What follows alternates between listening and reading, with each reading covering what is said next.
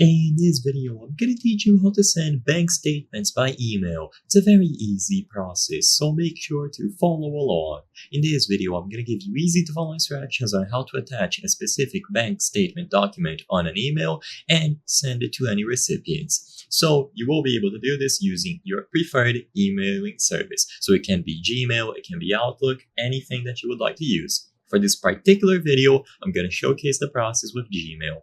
So you open the application or the website, and once you choose the option to compose or write a message, you will type out the recipients, the subject, so you can say something like bank statement, type out the message, including the bank statement, and then when it is time to attach the bank statement, look for this icon here, attach files. As I've said before, different email services will have different methods to attach files. For Gmail, it is going to be this icon here at the bottom, at the right side of the send button.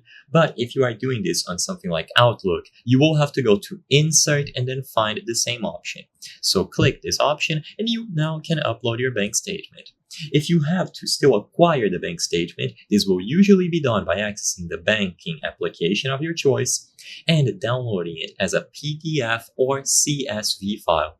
Sadly, I cannot go over that process in this video. It contains sensitive information, and once again, it is going to be different for every single online banking service out there. So find your specific bank application, choose the option to download the bank statement, and then you can load it into here. So you go to Attach Files, choose the bank statement. Usually it is going to be a PDF file, and it is going to be uploaded.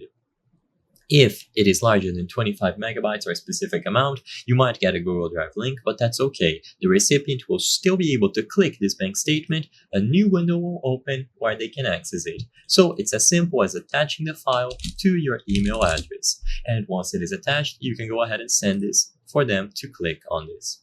I hope I was able to help you on how to send bank statements by email.